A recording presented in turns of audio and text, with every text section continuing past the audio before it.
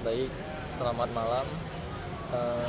Perkenalkan, nama saya Muhammad Akasia Wijaya dengan NIM 2202010066 akan mempresentasikan tentang materi dari pertemuan M2 sampai M6. Baik, di sini saya akan memulainya. Yang pertama, etika profesi akuntansi, yaitu pemahaman tantangan dan kasus terkait. Untuk pendahuluan, etika profesi akuntansi tidak hanya berbicara tentang benar atau salah dalam lingkup pekerjaan akuntansi, tetapi juga mencerminkan tanggung jawab moral terhadap publik, klien, dan profesi itu sendiri. Dalam konteks modern yang penuh tantangan, seorang akuntan tidak hanya dituntut kompeten secara teknis, tetapi juga berintegritas dalam menghadapi tekanan dan konflik kepentingan. Materi dari M2 memberikan fondasi kuat mengenai pentingnya etika, prinsip moral, serta kasus pelanggaran etika yang berdampak besar. Oke, baik, masuk ke M2, pengantar etika profesi. M2 membahas latar belakang munculnya tuntutan etis dalam dunia bisnis dan profesi akuntansi. Lingkungan bisnis global mengalami berbagai skandal seperti Enron dan WorldCom yang membuat masyarakat kehilangan kepercayaan terhadap profesi akuntansi.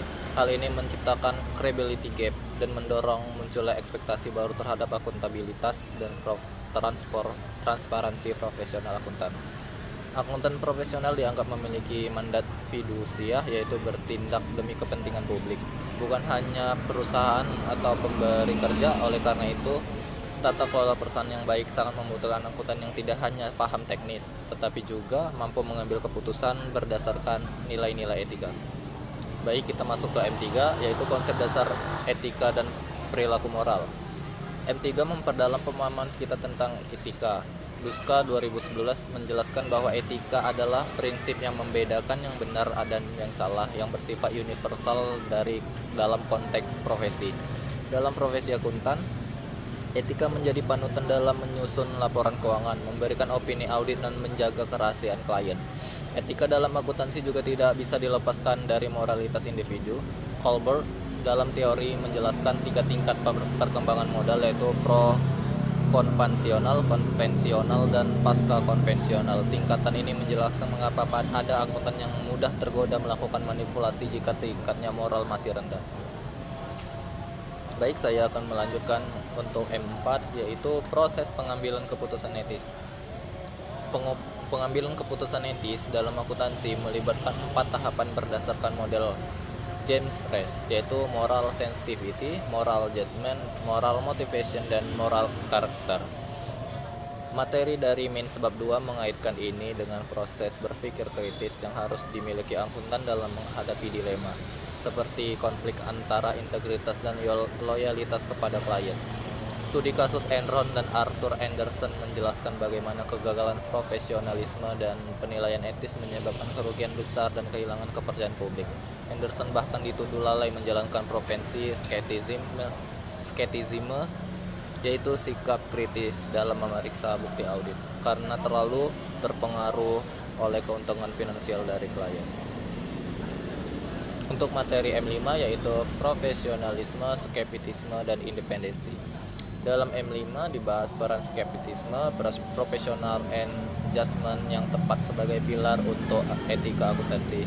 Skeptisisme berarti tidak langsung percaya terhadap informasi yang dijelaskan manajemen, tetapi selalu mempertanyakan validitas dan keandalan data. Mainz menjelaskan bagaimana tekanan dari aturan atau klien bisa membuat auditor mengabaikan keraguan yang sebenarnya penting, seperti menerima dokumen salinan daripada yang asli di akhir audit. Framework dari KPMG tentang judgment itu menekankan pentingnya klarifikasi isu, mempertimbangkan alternatif, dan dokumentasi. Alasan ini dibatasi dengan baik rentan terhadap penyalahgunaan kesalahan etis. Untuk M6, yaitu Kode Etik Akuntan Indonesia.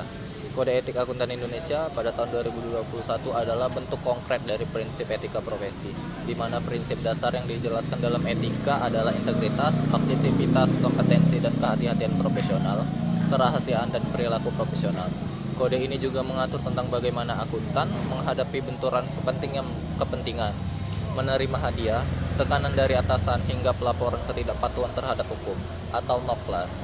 Hal ini menunjukkan bahwa etika tidak hanya bersifat teoritis, tetapi telah diinstitusionalkan dalam bentuk aturan tertulis yang mengikat seluruh akuntan di Indonesia.